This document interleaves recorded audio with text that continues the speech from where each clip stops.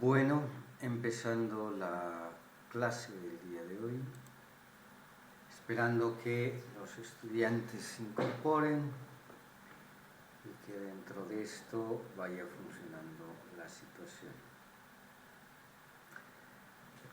Se les ha recordado en el WhatsApp para que puedan estar presentes. Esperando.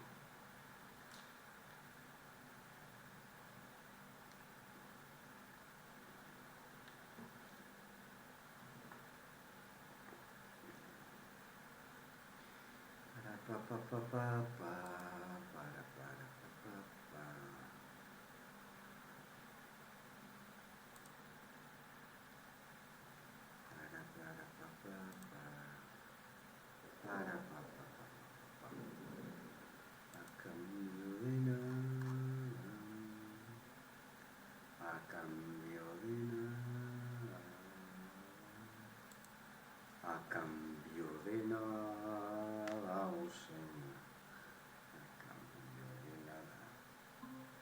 Muy bien, ¿qué tal? ¿Cómo anda, Ricardo? Buenas tardes. Bien, bienvenido a nuestra clase. Esperemos que ya se vayan incorporando los demás. Gracias por los aportes ahí en el foro. Ahora les explicaré qué más va a pasar con esto. A ti te faltaría un aporte para obtener la posibilidad de la nota y ya. ¿Cuánto es el mínimo de aportes? Tres. Creo que ya hice 3 aportes. No, estás en 2.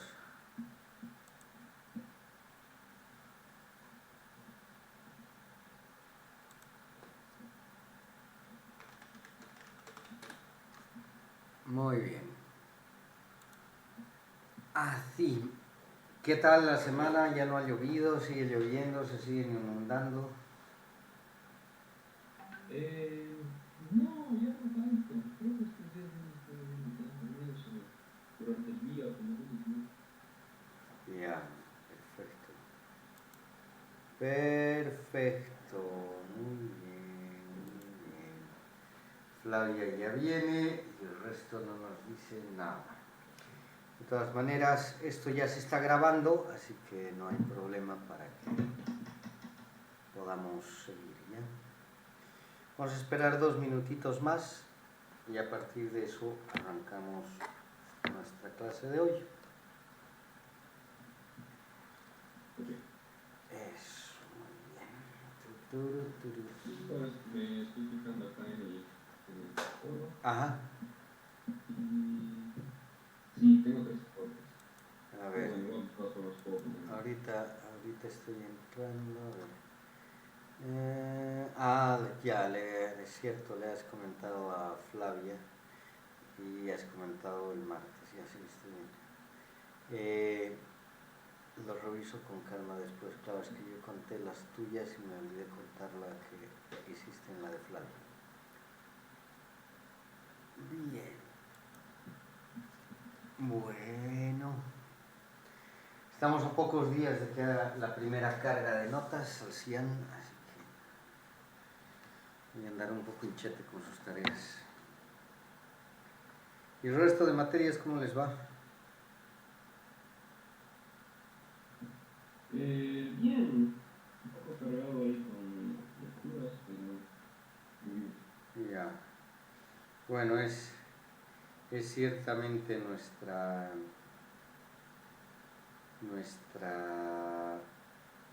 nuestro maleficio el tener que leer y leer y leer y leer y leer. Luego te acostumbras y te resulta raro no estar leyendo. Sí, es cierto, es el primer momento. Es un buen hábito además.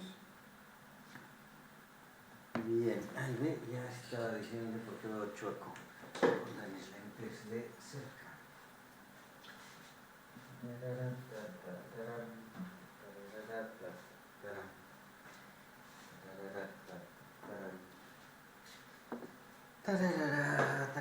Ricardo, ¿qué edad tienes?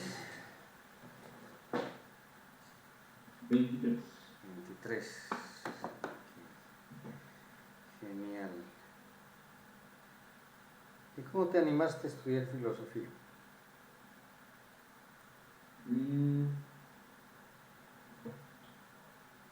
Creo que no había más. O sea, porque primero estuve en dos carreras.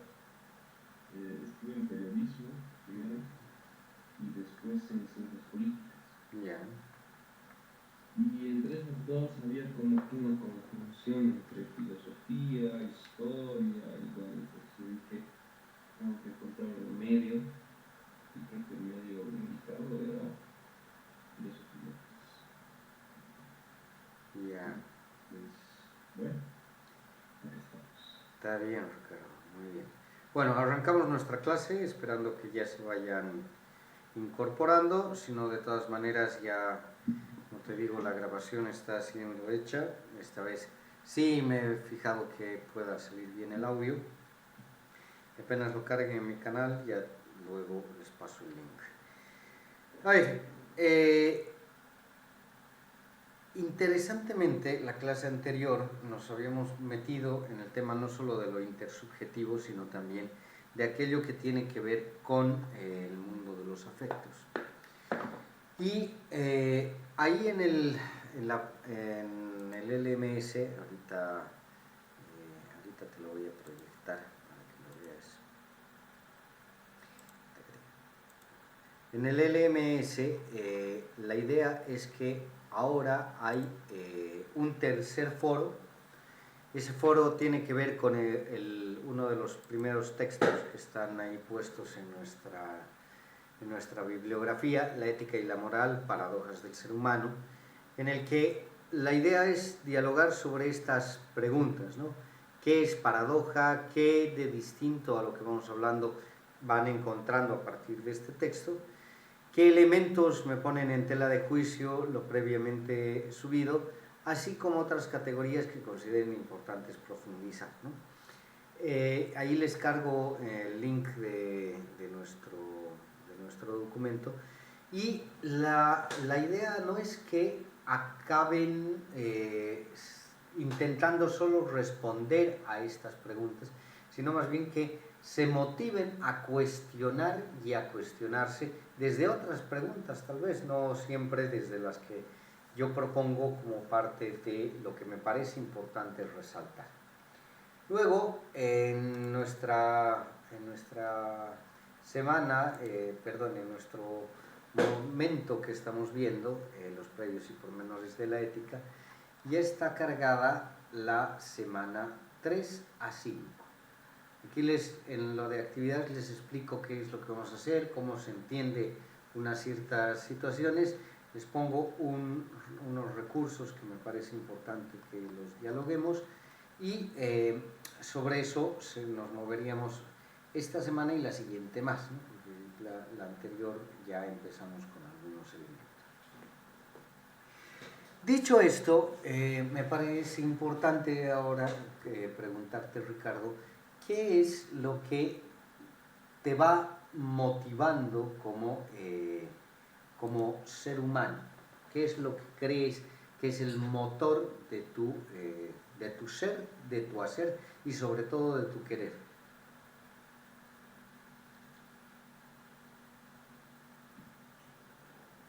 A ver,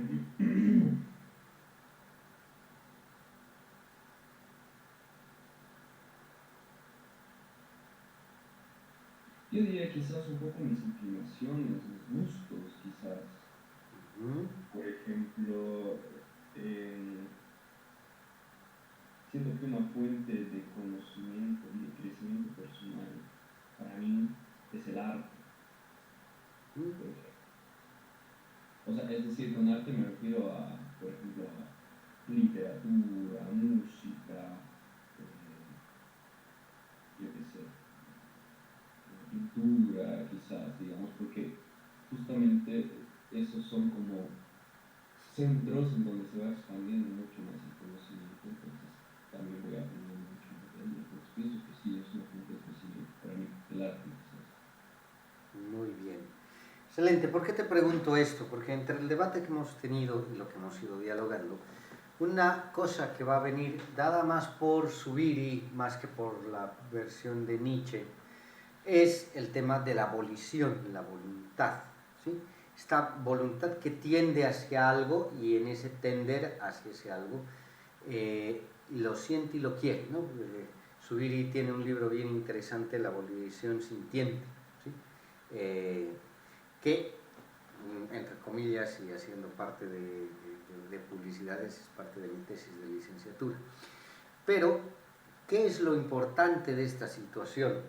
La situación está dada en el hecho de que si no fuera la voluntad, esta acción, este movimiento, esta fuerza que tenemos en nuestro interior no se accionara, tampoco tendría sentido ni el comportamiento moral ni el comportamiento ético, ¿sí? Entonces, una primera situación está en reconocer qué es aquello que me mueve, qué es aquello que me motiva, pero en el sustrato de todo esto está la voluntad, porque es una acción que yo libre y voluntariamente decido mantener, decido mover, decido actuar. Y a partir de eso es que puedo garantizar la supervivencia de la vida, la no supervivencia de la vida. Y en este caminar quiero compartir contigo una situación que me parece importante entender. Tú sabes que en nuestra sociedad, bueno, nuestra sociedad hablando del planeta en general, mucho ahora se habla del tema del acceso a las armas y el cómo la vida humana no tiene el más mínimo significado, ¿no? Viene alguien con un arma, tirotea a todos sus compañeros y da lo mismo lo que va a pasar con la familia que hay por detrás de sus compañeros, etc. Y a partir de eso salió un cortometraje que no sé si lo has logrado observar.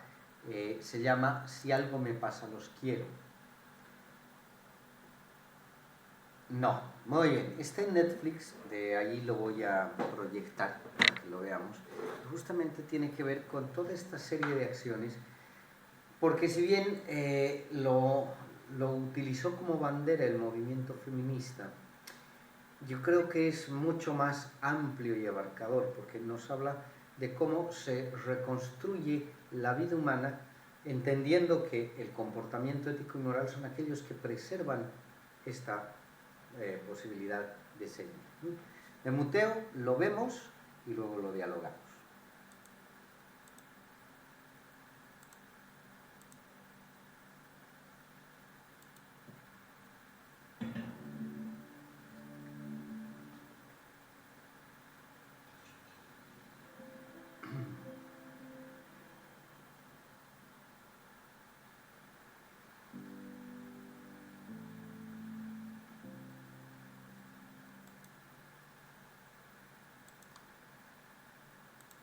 Bien, ¿qué dices? ¿Qué piensas? ¿Qué opinas ante esto? Que además hay que hacer un previo, obviamente si uno no es padre y no ha sufrido la experiencia de perder hijos, más allá de una cuestión emocional, no genera, ¿no? Pero, a ver, ¿qué ha pasado en tu mundo interior? Y sobre esto iremos moviéndonos.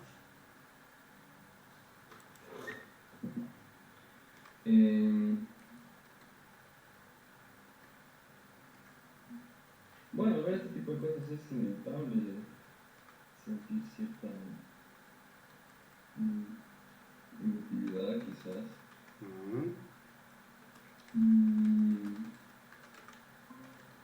Justo en lo que iba viendo también el documentraje, fue una película que se llama Elephant, que es sobre justamente esto de la matanza que hubo en esta escuela en Estados Unidos, Columbine.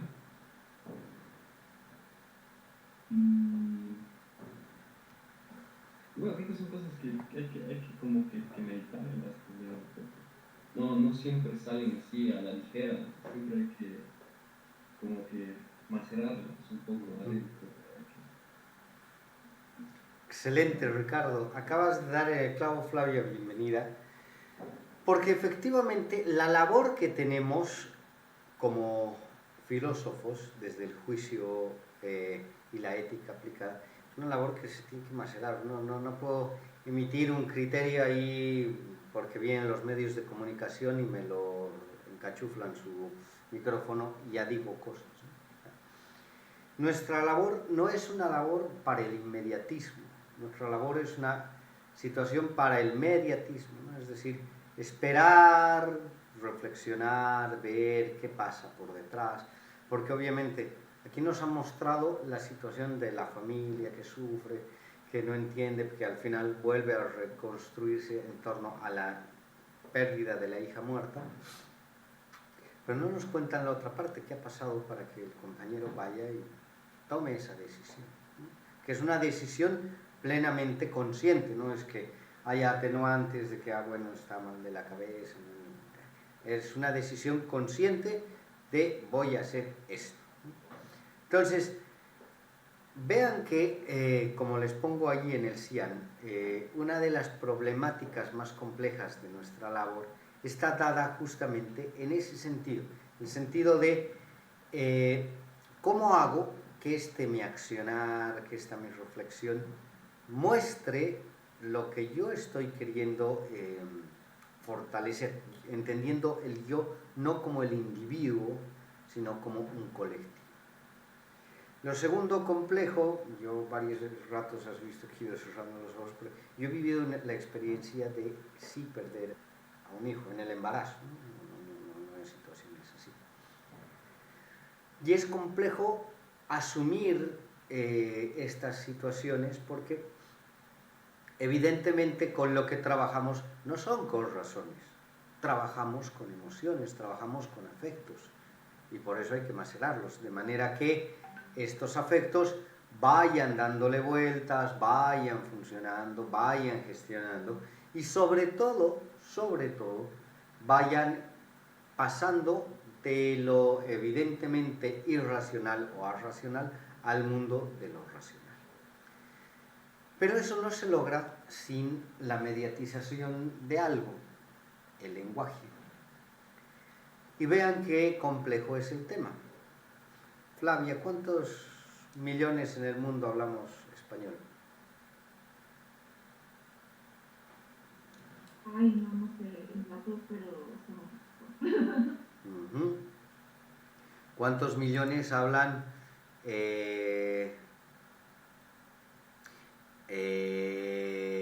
dentro del mundo? ¿Cuánta gente habla ahora chino?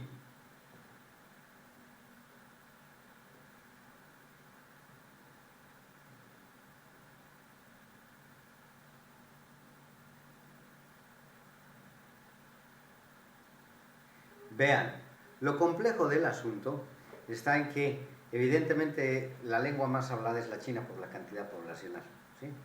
Del país propiamente dicho. No obstante, eso no quiere decir que porque es la más hablada es la más divulgada. El inglés y el español sí, contrariamente a que seamos poquitos, pero sí está muy divulgado y la gente hace sus esfuerzos por comunicarse en español. Entonces, no obstante, si yo no fuera de lengua materna española, me costaría un mundo tratar de entender qué es lo que están queriendo expresar con ciertas cosas o qué están queriendo expresar con ciertas situaciones. Y por eso el corto que acabamos de ver con Ricardo, esto de si algo llega a pasar me los quiero, es el lenguaje mudo, porque eso lo entendemos, apela a nuestras emociones y las emociones son independientes de nuestro lenguaje, las sentimos, ¿sí? Otra cosa es el nombre, la categoría, el modo que le vamos a poner. Entonces, otra parte de nuestra labor concreta de la ética aplicada está dada justamente en esta situación. Me complica, me hace dilema el cómo voy a expresar esto y cómo voy a hacer que la sociedad, el resto del mundo, entienda mi sociedad. Entiendan también que por ahí es donde empieza a gestionarse el diálogo o el no diálogo cultural, porque esto de las emociones, esto del lenguaje está mediatizado evidentemente por un ámbito altamente cultural.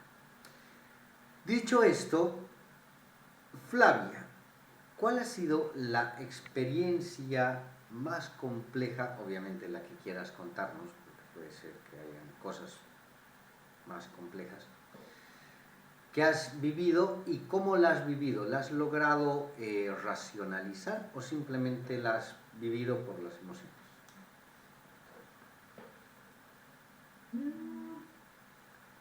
A ver, creo que una de las situaciones más complejas que he vivido ha sido cuando mi abuelito se enfermó. Es una cáncer terminal. Y claro, cuando nos enteramos, la respuesta sí ha sido emotiva a lo largo del proceso, que han sido de un par de meses. Pero uno va con el tiempo, yo creo que el tiempo ahí es importante para ir racionalizando al respecto, ¿no? Claro, en el caso del cáncer es importante tomar en cuenta la calidad de vida de las personas que lo padecen. Entonces, creo que ha sido un poco de los dos. La respuesta emocional, claro, siempre ha estado y sigue, ¿no?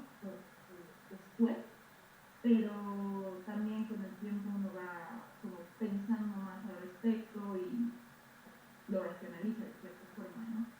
Muy bien, Flavia, te has ganado 80.000 estrellitas esta vez. ¿Por qué?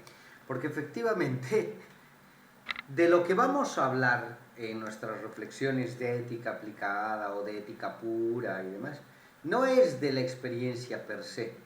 Vamos a hablar de la experiencia racionalizada, pensada, desarrollada con un lapso de tiempo X. Lo que habla el surcoreano Han, lo que habla Zizek, lo que habla Bauman, lo que hablan todos los filósofos que nos han dejado algo por escrito, es a partir de un proceso de racionalización. ¿Por qué Platón se inventa los diálogos? Porque racionaliza el hecho de haber perdido a su maestro y quiere compartir lo que para él su maestro fue. Pero ahí entra el otro dilema. Es para él, es para mí, es para nosotros como sociedad. Y es por eso también que cuando estamos hablando de experiencias, de situaciones, se nos complica tanto hacer juicios que puedan ser de un carácter universal. Piensen que si estuviéramos con compañeras musulmanas que tuvieran que utilizar el burka todo el rato, les resultaría ofensivo que Flavia y Laura se presenten con el rostro descubierto. Y eso que hay muchas que se están rebelando contra el burka y otras cosas más, por todo lo que conlleva. Pero si evidentemente no pasara esta situación, dense cuenta de que estamos ante un choque de afectos. Voy a pasarme al otro extremo. Imaginémonos que a Ricardo le gusta ser, bueno, yo creo que es, ¿no? Pero vamos a intentar cambiarlo. Pero le gusta ser atento, le gusta ser delicado con las mujeres de su familia, él decide levantarse temprano, darles un buen desayuno, cuando tiene la oportunidad les cocina, les deja descansar de ciertas actividades, pero vivimos en una sociedad evidentemente machista. Ricardo va a ser juzgado porque su actuar, porque su situación no es la que se amolda a la norma, no es la que se amolda al contexto del grueso de las personas, ¿no? Entonces, tanto en esto que estoy figurando y esto que nos ha contado Flavia, evidentemente aquello que permite la vida, aquello que permite que las cosas se vayan perpetuando y transmitiendo, es justamente aquello que permitió que nosotros sigamos vivos también.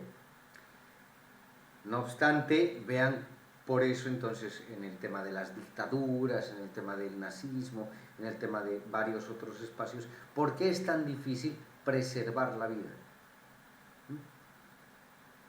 Apunte para la clase del día de hoy. Siguiente apunte para la clase del día de hoy. Ricardo, nos vamos a imaginar, ojalá sea verdad, manejas, estás de ir a la universidad, van y te chocan. ¿Cómo reaccionas?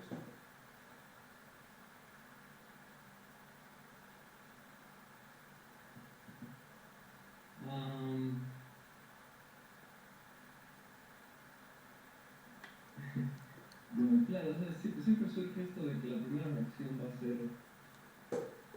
de enojo, de molestia, quizás. Porque es algo que se ha normalizado, que es como que se entiende que sea normal, de que si te chocan vayas y estalles contra la otra persona que te ha chocado. Pero yo en un intento de justamente tratar de volcar la cosa, trataría de tomarlo con calma. Muy bien. Flavia, ¿le crees a Ricardo lo que ha dicho?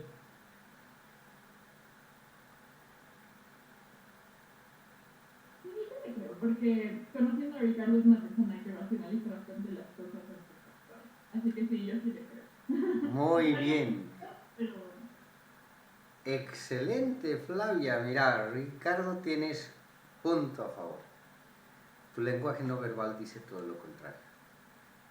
Los gestos, las sonrisas, las maneras.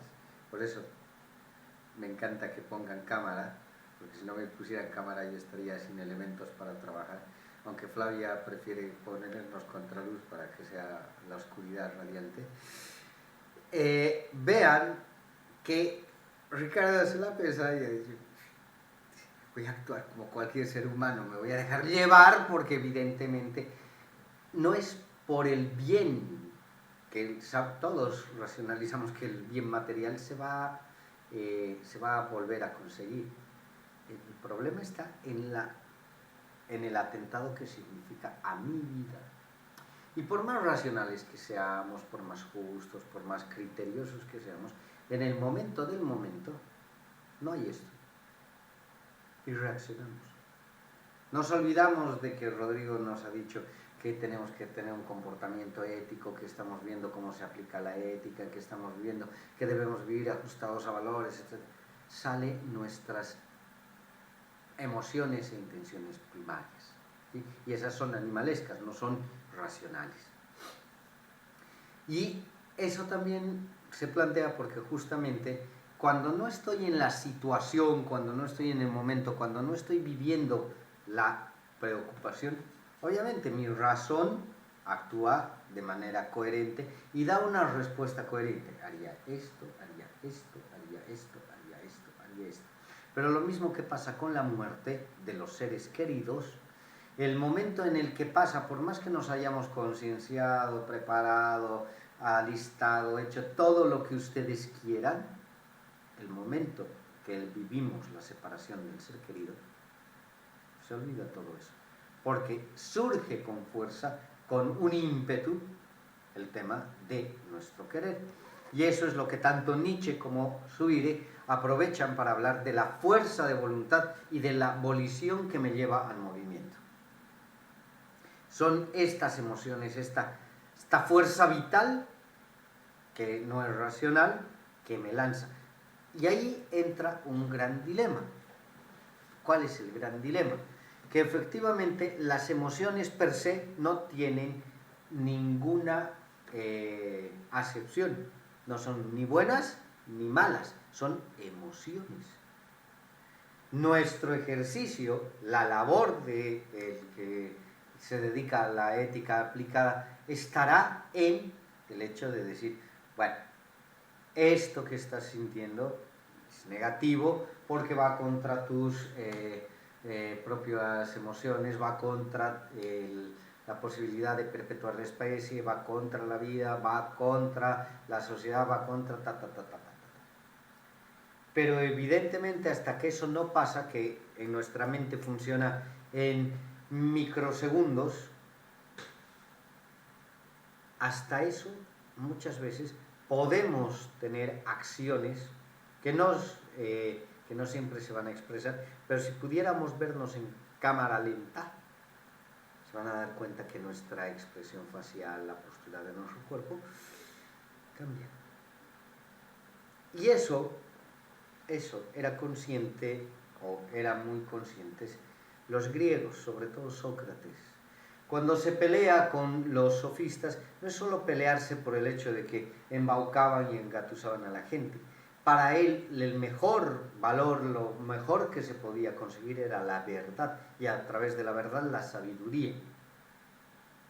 Que no la voy a poder conseguir a través de estas personas que me engañan, que me mienten, que no permiten que la vida vaya a funcionar. Entonces, a partir de eso también, luego Platón, Aristóteles, Agustín, Tomás y toda la gente que va a ir apareciendo en la edad moderna, contemporánea y la actual, van planteando o van estableciendo que nuestro actuar racional debe ser siempre. ¿Y cómo le hago, Flavia, para actuar racionalmente si cuando estaba poniendo el pie en el paso de cebra me pasa un auto?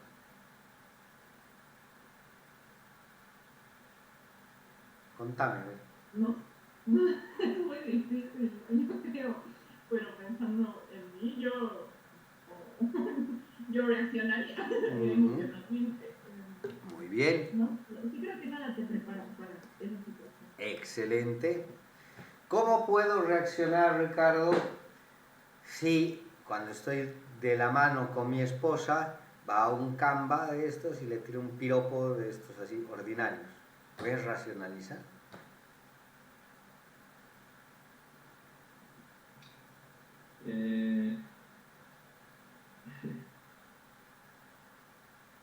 Bueno, creo que eso sí es un poco más difícil. ¡Ah! Evidentemente. Pero es por el hecho de que es algo incorrecto. Eso es lo que igual quería mencionar hace un momento. Igual, por ejemplo, de lo que dijo Flavia, que a veces, o sea, nosotros actuamos también de esa forma, reaccionamos de esa forma cuando sabemos que algo es incorrecto o es injusto. No, es decir, digamos, Flavia, digamos, reaccionaría si es que alguien se pasa el camino de cebra, porque justamente es algo que no se debe hacer. Muy bien. Entonces, que también eso va de la mano también el hecho de que también de cierta forma pensamos o reaccionamos frente a algo cuando sabemos que es algo que no se debe hacer o que es incorrecto. Bien, excelente. Pero ¿cómo, Flavia, hemos logrado conseguir lo correcto o lo incorrecto? ¿A partir de qué?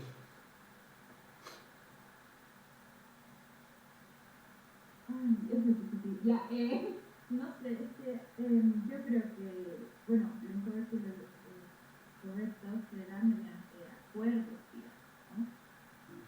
Entonces, en este ejemplo específico del paso de cebra, que tienes que esperar a que pase la persona, o en el caso de que hay un semáforo, tienes que esperar a que se ponga verde, ese tipo de cosas. Pero vean que evidentemente quienes establecen estas cosas son las leyes. Las leyes son racionales, no son emocionales. Y si bien existe el espíritu, el cuerpo, y el espíritu, el texto y la aplicación de la ley, son 3 niveles, el momento en el que mi ser está siendo el que recibe el ataque, el que recibe el atentado, el que recibe la injuria, por más que yo tenga en pleno que se trata de algo incorrecto, mi modo de reaccionar, voy a reaccionar así porque sale mi humanidad. Lo que estoy intentando es defender, sale nuestro instinto de supervivencia, ¿sí? Y ahí entra una complicación mucho más grande, porque ¿a quién y cómo damos el tema de que determinen estas reglas de juego?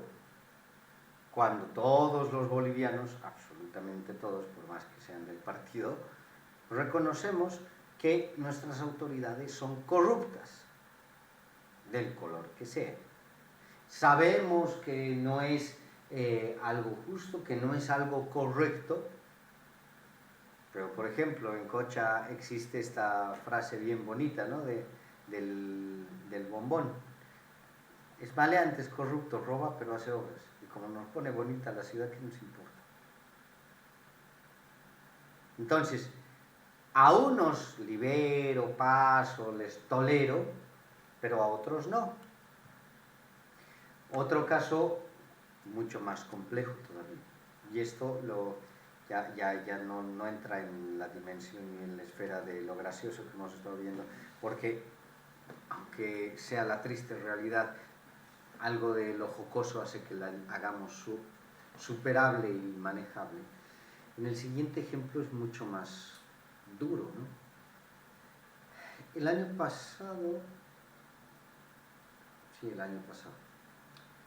hubo un suicidio doble, lo planteó así la policía, para mostrar que una chica de un 12º piso en un condominio se había lanzado al vacío y querían imputar al novio porque se veía en las cámaras que el novio también la estaba agarrando y la suelta y no sé qué y no sé cuántos.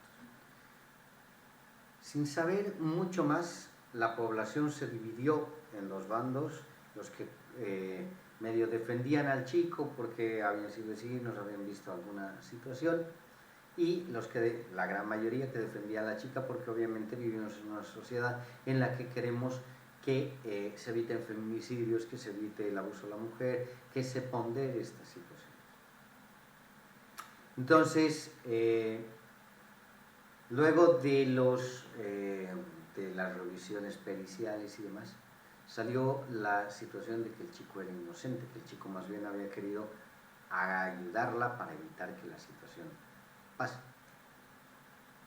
Pero hasta eso la imagen de ambos fue totalmente destrozada. Y como ambos están muertos, ya no hay posibilidad de resarcimiento.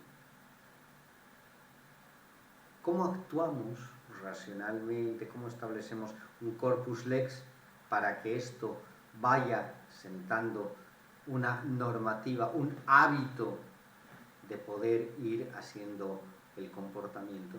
Si evidentemente lo primero que hacemos es juzgar sin tener la plenitud del conocimiento. Y ahí Sócrates, a mí me encanta Sócrates porque yo creo que es de los filósofos pocos que tuvo el criterio de yo no voy a dejar nada por escrito, que las siguientes generaciones se la apañen como puedan. Platón es el que nos regala todas las demás cosas asociado desde su lectura. Para Sócrates la situación es más compleja porque agarra y dice, en estas situaciones lo que primero debo poner en pausa es el juicio. Y lo primero que hace nuestra labor es el juicio.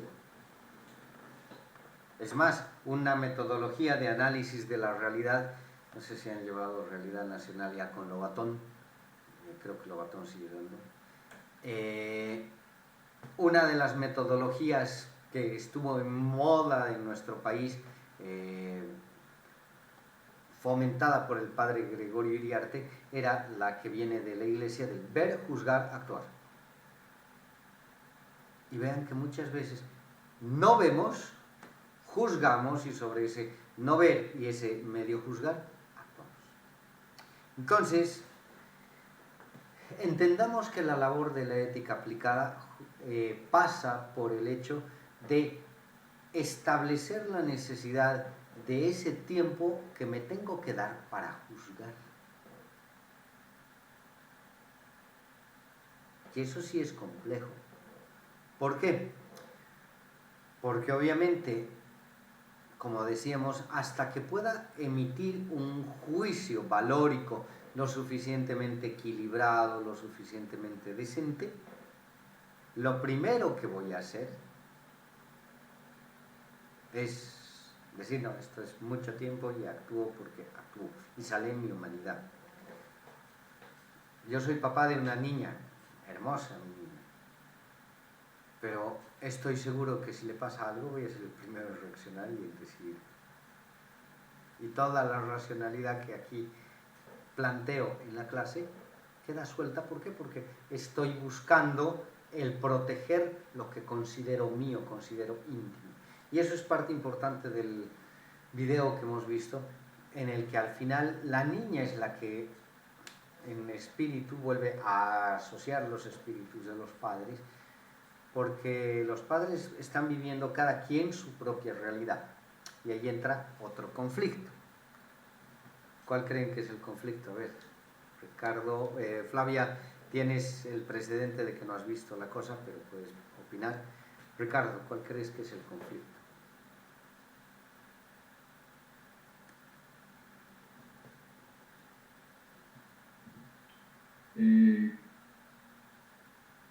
Conflicto en torno a cómo en el cortometraje los padres reaccionan, viven con respecto a eso. Exactamente.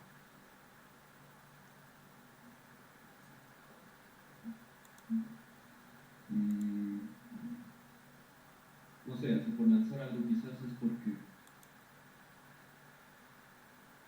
sienten de manera diferente, quizás, no sé. Es decir, no, los padres no sienten de la misma manera, es por eso que de cierta forma se dispersan.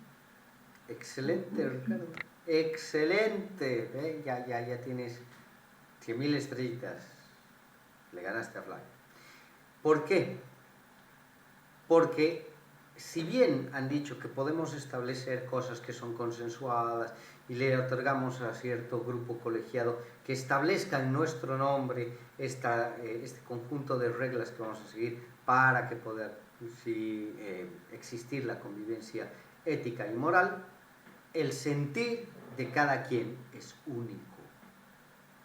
Y ante la misma situación, ante el mismo elemento, ante la misma experiencia, Flavia tendrá una respuesta, Ricardo tendrá otra respuesta y Rodrigo tendrá otra respuesta totalmente distinta, porque además en esto pesa la experiencia de vida y el tiempo de estar caminando en este planeta. Ya, no podemos comparar 44 años que casi tengo de vida con los 23, 25 años que tienen ustedes. Hay un bagaje de experiencias que van haciendo vivir las cosas de otra manera. Pero allí también entra una posibilidad de caer o en una falacia o en un error. ¿En qué sentido? El hecho de que yo les gane en experiencia de vida no significa que ustedes no hayan vivido una cantidad tan fuerte de experiencias que les permita dar un juicio con el suficiente peso. Ya eso hablamos y le establecemos con que esta persona tiene un peso moral, tiene un peso ético, ¿sí? Así, si lográramos encontrar a todas estas personas que tienen un peso moral y un peso ético, no solo para sus familias, sino para un amplio y abierto grupo de personas, realmente sí podríamos establecer categorías que nos permitan justificar, que nos permitan estructurar las cosas de manera que hagamos aplicación de la ética de manera mucho más sencilla. Pero como no tenemos eso, como no nos sucede, viene todo este mar. O sea, Flavia lee la ley, la interpreta por un lado, Ricardo lee la ley, la interpreta por otro lado, Rodrigo lee la ley, la interpreta por otro lado, y entre esas interpretaciones es donde va surgiendo la práctica y la vivencia cotidiana y habitual. Y eso es lo que complica luego la manera o la posibilidad de hacer cosas. Dicho esto, Flavia, imagínate por una vez que tú ya eres mamá, ¿ya? ¿Qué esperas que le pase a tus hijitos? ¿Cosas buenas o cosas malas? Cosas buenas. Pero sé que le van a pasar cosas malas también. Muy bien, perfecto. Tú anhelas que le pasen cosas buenas. Sí. Si le pasa alguna cosa mala, ¿tú cómo actúas? Yo estoy bien emocionada. Supongo que, no sé, es que depende de la situación, ¿no? Por ejemplo, si estuviera muy enfermo, creo que a veces igual dejamos la emocionalidad por un momento, a pesar de todo, y buscas lo mejor, o sea, buscas opciones que puede ayudar. Muy bien. Excelente. Ricardo, nos vamos a imaginar que tú eres papá, ¿sí? de dos bellos hijos que conocen a las hijas de Flavio. Vamos a imaginarnos que Flavia tiene mujercitas y que vos varoncitos, ¿bien? Y que como ustedes dos se conocen, son buenos amigos, y dicen, nada, vale la pena que nos emparentemos, así como en La princesa Cisne, todas las vacaciones los hacen pasar juntos a sus hijitos e hijitas para ver si se enamoran. Pero resulta que el hijito menor de Ricardo le dice, ¿sabes qué, papi? No, yo no me pienso casar, me gusta la niña, pero no quiero casarme porque yo quiero irme de misionero al Tíbet. Y el hijo mayor te dice, no, ¿sabes qué, papi? Me gusta mucho también la niña, pero vas a disculpar, yo quiero mantenerme soltero. ¿Cómo reaccionarían ambos como padres? A ver, cuéntenme. Porque estamos planteando algo bueno, además.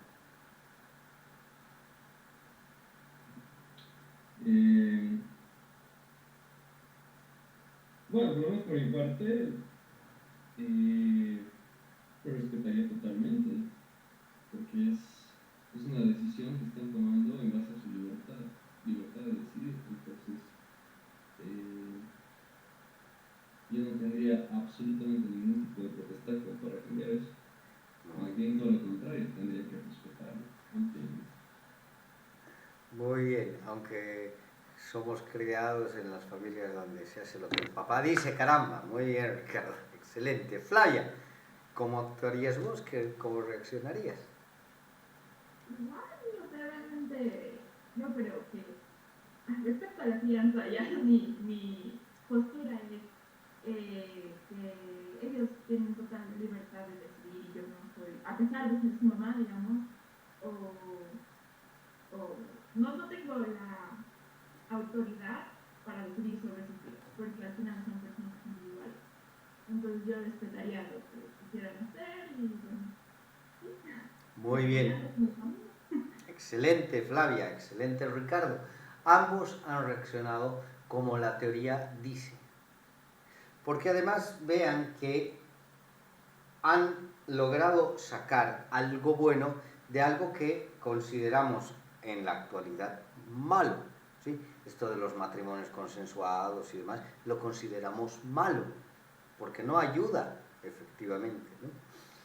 No obstante, esto de voy a dejar en libertad, voy a dejar que mis hijos elijan, que mis hijas elijan, que se construyan, no sé qué, no sé cuántos, no es posible si es que no hay una situación en la que la persona siente, lo que ha dicho Ricardo, que su libertad está siendo vulnerada. Entonces, para hacer un ejercicio concreto, correcto y válido de la ética aplicada, necesitamos entender que vamos a reflexionar sobre algo que está coartando derechos, en especial el tema de la libertad y la continuación de la vida. Recién así podemos entender que lo que vamos a sugerir no se convierte en un totalitarismo. ¿Y por qué esto? Y ahí viene una explicación un poco compleja, así que prestenle atención. Todas las categorías éticas, morales, estéticas y religiosas, culturales que manejamos son autoritarias e impositivas. El momento en el que yo me sacudo, entre comillas, la cadena de esa de esa tiranía, porque no, ni siquiera es autoridad, de esa tiranía, es que me doy cuenta o empiezo a reflexionar sobre la importancia que tiene el dejar en libertad de acción. No obstante, si yo les hubiera hecho esta pregunta hace 50 años atrás, que se suponía que ya no existía esto de los matrimonios arreglados y demás, en general la respuesta hubiera sido distinta. ¿Por qué? Porque obviamente, más allá de que no lo hubieran considerado un matrimonio arreglado, pero sí un matrimonio que les permitiría grandes beneficios, es lo que yo le he dicho a Ricardo. aquí se cumple lo que dice el padre, aquí se cumple lo que dice la madre. No había esta capacidad de negociar, de dialogar, de mediar para ver qué es lo que se puede conseguir. Entonces entra el siguiente dilema para nuestra labor. Nuestra labor está totalmente condicionada por las categorías que se viven en la época. Entonces, yo no puedo emitir un juicio ético, no puedo aplicar la ética de una manera alegre, como podríamos decir antes, para referirme a las personas que tienen gusto por las por las personas de su mismo sexo, sino que tengo que saber cómo comportarme, cómo dialogar, cómo mencionarles. Y eso hace que, en general, pensemos que, como estamos viviendo esta situación, toda la historia anterior ha sido así. Y por eso también entendemos o juzgamos que lo que están viviendo otras culturas, o lo que está viviendo, o lo que vivió la humanidad, lo que vivió la humanidad hace años, está mal. Porque juzgamos con las categorías actuales. Y ahí entra un gran dilema. El dilema de que para aplicar la ética la tengo que aplicar de acuerdo al contexto cultural, al contexto sociohistórico, al contexto económico, religioso, valórico y en especial a la imagen de ser humano que se manejaba, tanto en la época como en la sociedad en la que esté ingresando. No es lo mismo hablarles a ustedes de manera relativamente amena, pero utilizando ciertas palabras, que hablar con personas mayores y comportarnos de esa misma manera. ¿Por qué? Porque efectivamente lo que nos invitan a hacer es adecuarnos o ajustarnos a lo que son las personas. Y estas personas, no todas tienen por qué funcionar de la misma manera, ¿sí? Entonces, vean que nuestra labor es bastante finita en el sentido de tiempo, pero también mucho más compleja porque tiene que estar en constante revisión. Ya les decía, no es lo mismo que yo viva, juzgue y haga las cosas desde el contexto cruceño en el que vivo, aunque sea paseño, haya vivido la mayor parte de mi vida en el occidente, que juzgarlo con las características orientales y en específico con las características de la ciudad de Santa Cruz de la Sierra, porque cada comunidad tiene sus diferencias. Entonces, si le van jalando al hilo de la clase de hoy, una de las necesidades que tenemos es determinar si realmente vamos a establecer una ética de máximos, una ética de mínimos, una ética de, de fundamento religioso, de fundamento psicosocial, de fundamento sociohistórico. Depende mucho lo que queramos fomentar como sociedad. Y ahí viene una cosa más. A ver, ¿cuántas constituciones conocen que establezcan los principios y valores fundamentales del país?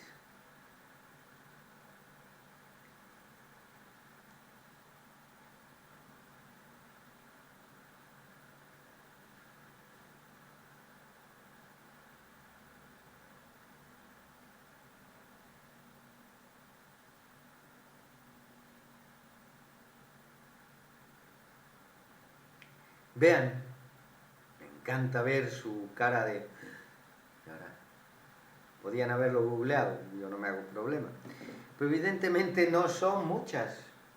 ¿Por qué? Porque el momento en el que reconoces que hay unos valores, que hay unas situaciones que mueven a tu país, estás reconociendo ante el mundo que tu país va a ser abierto, va a ser tolerante, va a ser diverso, y que cualquier otra cosa va a ser considerada como algo que niega tu esencia y tu sustancia. Entonces, si bien para muchos no era un adelanto y decían, ¿para qué los del MAS quieren meter en esto de la nueva Constitución los valores y esto no compete y no sé qué, no sé cuántos? Probablemente sí fue un tino bien interesante el que se establezcan estos valores, porque esto le dice ante el mundo, ¿saben qué? No me voy a mover simplemente por la esfera de la razón, sino que voy a priorizar la esfera de las emociones. Y al priorizar la esfera de las emociones, quiero construir un modelo de boliviano, de boliviana, de cruceña, que sepa moverse en esta escala de valores que le hemos dado. Y que no, más bien, después de haber tenido una enorme educación, las mejores posibilidades, se convierta en una persona correcta. ¿Hasta aquí se entiende? Muy bien. Dicho esto, chicos, viene otro rol. Si culturalmente vamos teniendo estas problemáticas, ¿cómo establecer un diálogo con otras culturas que no comparten nuestro mismo contexto, que no comparten nuestra misma realidad y que efectivamente tienen otros problemas de fondo?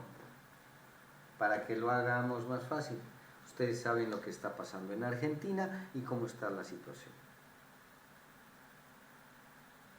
¿Podemos decir que la situación de Argentina es mejor y o peor que la boliviana? ¿Bajo qué condiciones y qué criterios? Piénsenlo un ratito y me responden.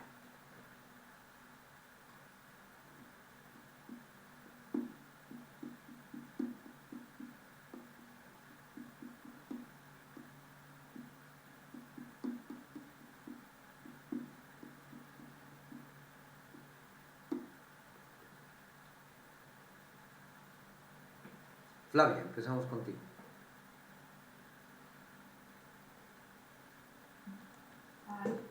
Yo creo que, bueno, no sé, económicamente hablando, Bolivia sí está mucho mejor que Argentina por el tema de la inflación en Argentina y las personas que viven ahí realmente le están pasando muy mal. Los niveles de pobreza están aumentando con las decisiones del nuevo presidente y claro, el otro día hablaba en el transporte con un señor mayor que tiene una hermana en Argentina y me decía, aquí estamos mejor porque queramos o no al gobierno que está, el dólar no ha subido, o sea, como el precio, entonces en cambio en Argentina es muy difícil vivir ahí, o sea, trabajando ahí es muy difícil tener ingresos. En ese sentido. Muy bien. Ok. Flavia decide hacer un énfasis en el ámbito económico, un ámbito peliagudo ciertamente, porque yo podría rebatirle al pobre señorcito, a ver, señor, ¿usted hace cuánto que no compra dólares en los librecambistas o va a sacar dólares de los bancos? Los bancos no hay dólares y los librecambistas te cobran a 10 pesos. Entonces, ahí sí hay una situación compleja de ver cómo se analiza la realidad. Vean que el señor sí está partiendo de una idea que puede ser bonita, pero ya es falaz en sí misma porque no es la realidad que estamos viviendo. Ricardo, ¿cómo lo ves vos?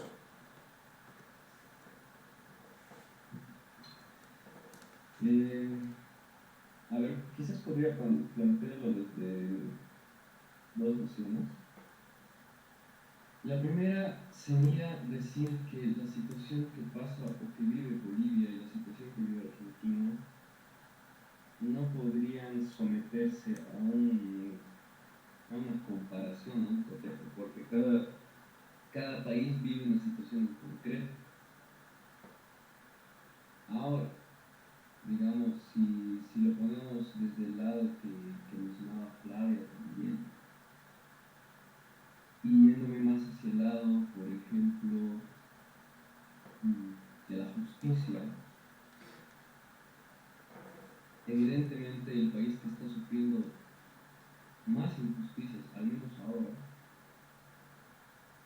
es Argentina.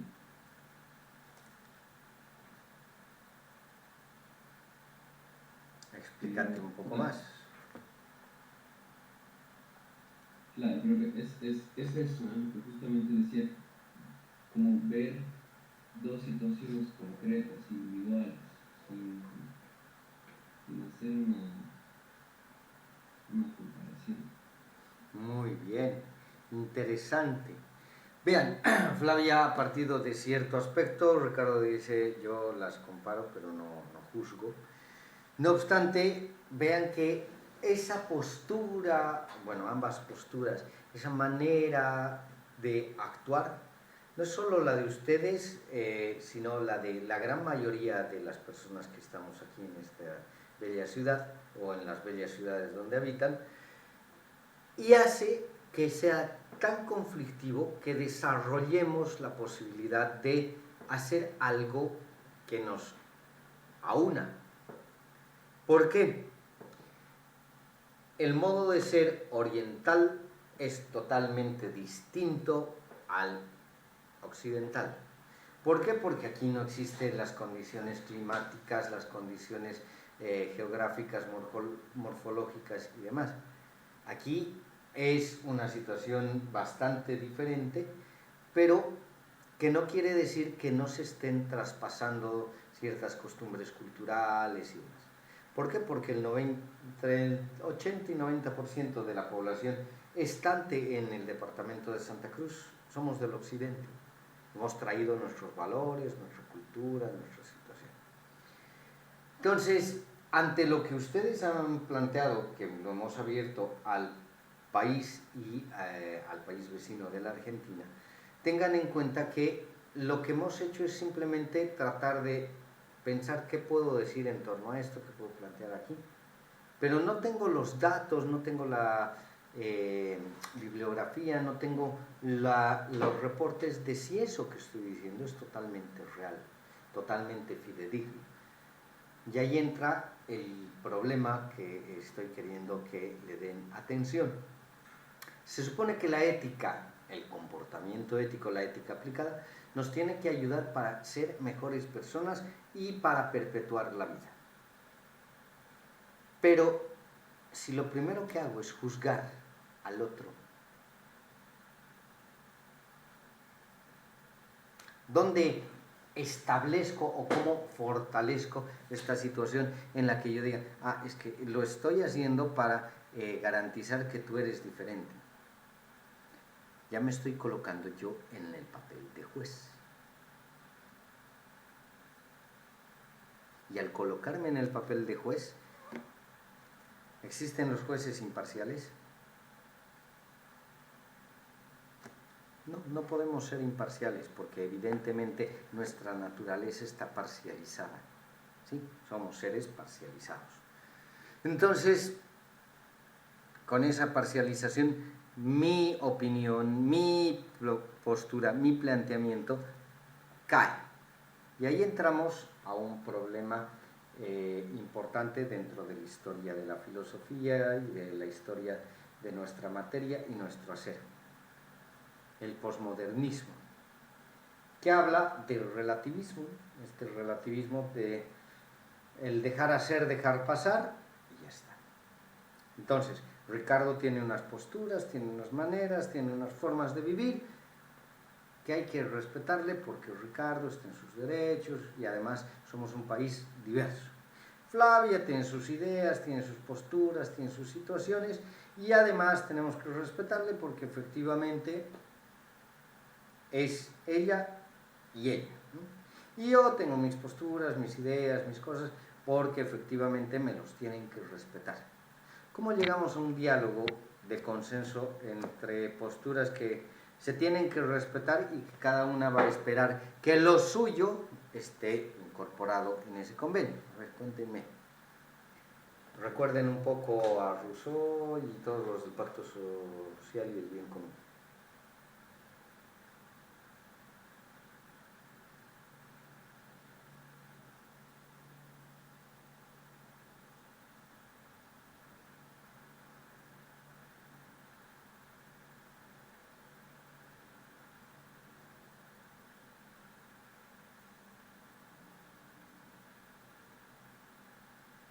Pero no me dejen sordo ni se peleen entre ustedes, ¿eh? A ver, cuénteme.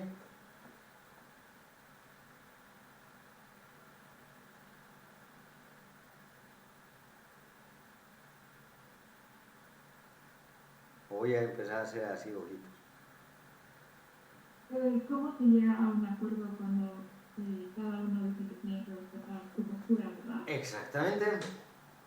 Yo creo que ahí juega mucho el tema del diálogo y qué tan abierto estás a escuchar realmente a la otra persona.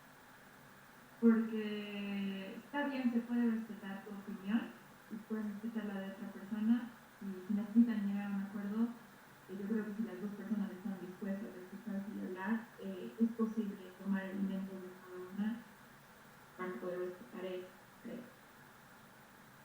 Muy bien. Ricardo, ¿qué esperas? ¿Qué planteas? ¿Qué dices?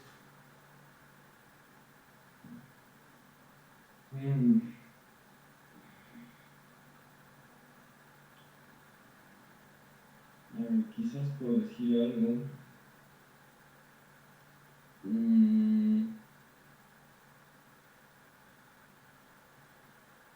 para poder quizás tratar de llegar a un consenso,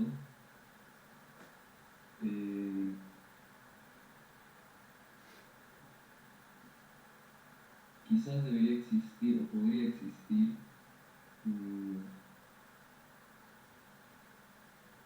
como una entidad aparte, ajena. Ya. Es decir, que funcione como una especie de mediadora. Ya.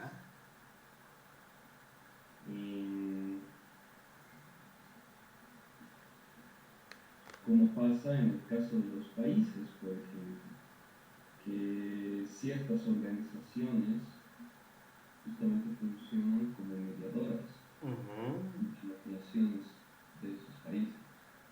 Ya. Entonces, podría decir algo así.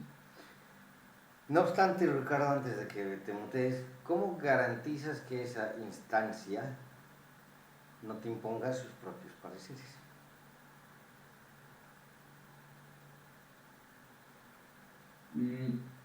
Es que tendría que ser algo también como una especie de retroalimentación. Es decir, a ver,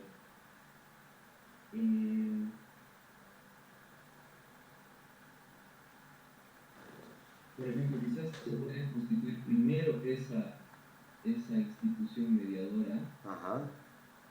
Para que después esa institución mediadora justamente funcione como mediadora. Muy bien, excelente. Flavia, ¿qué quieres aportar?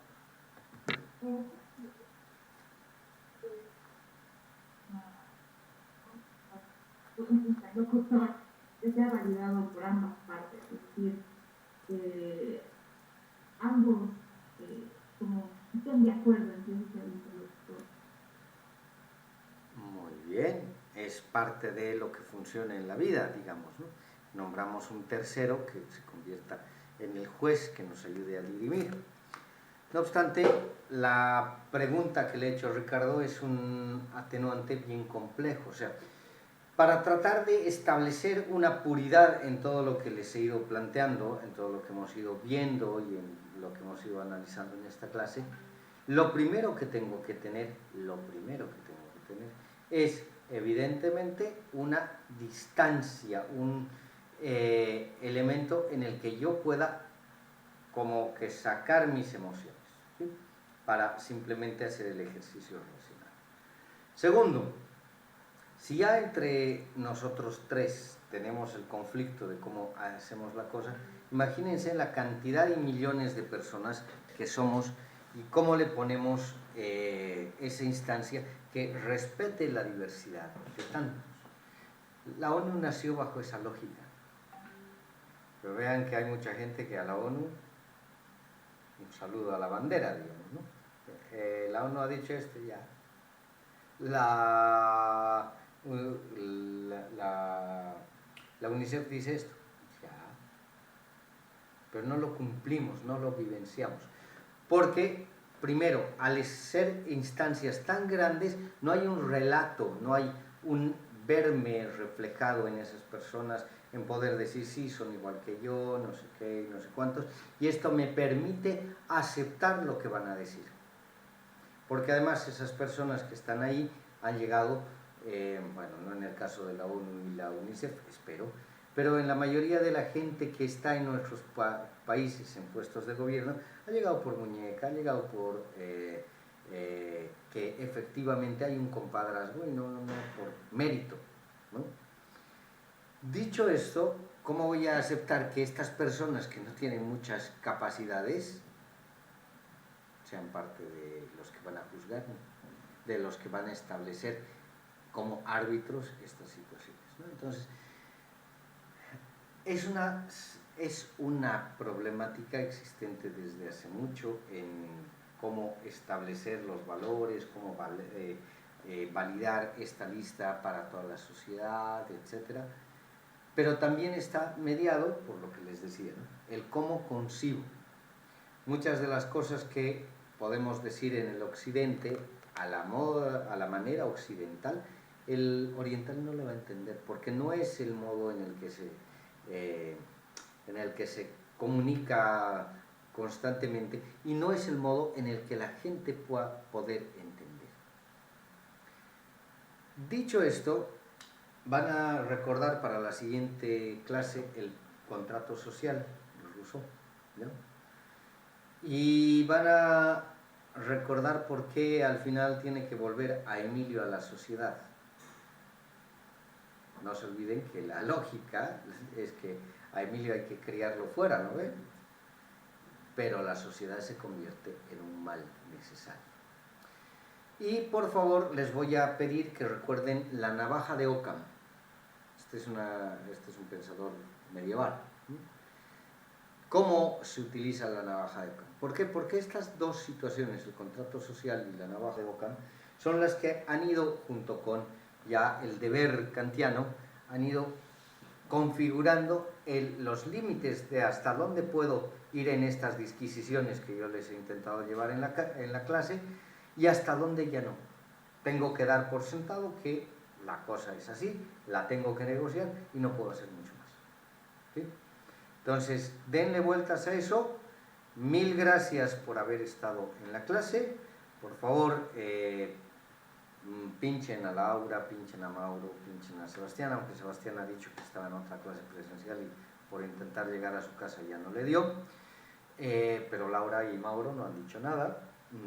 Entonces, sí, intentemos motivarnos entre todos, porque vean, ya somos pocos. Mis semestres del ciclo avanzado eran lo mismo que ustedes, 4, 5, 7 personas. El semestre más grande éramos 10. Pero la filosofía ahora tiene una vigencia súper importante y sobre todo el ámbito de la ética. Si nos vemos en estética, ya les aumentaré que también la estética tiene una vigencia importante, pero va por otro lado, ¿ya? Y lo último que quiero que indaguen, más allá de ser la tarea ahí que está habilitada en el foro y de ir viendo las cosas que tienen que ir viendo. Quiero, por favor, chicos, que más allá de lo de la sociedad líquida de Bauman, vayan averiguando qué modelos sociales emergentes están de moda. ¿Por qué? Porque eso también nos permite comprender cómo la gente quiere configurarse y a partir de qué va a establecer esta negociación que íbamos diciendo. ¿Ok? Bien, por hoy llegamos aquí, 4 minutos antes del horario.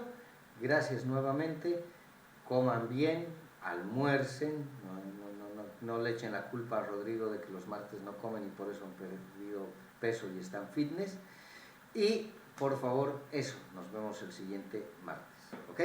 Un gusto verles. Luego. Chao, chao.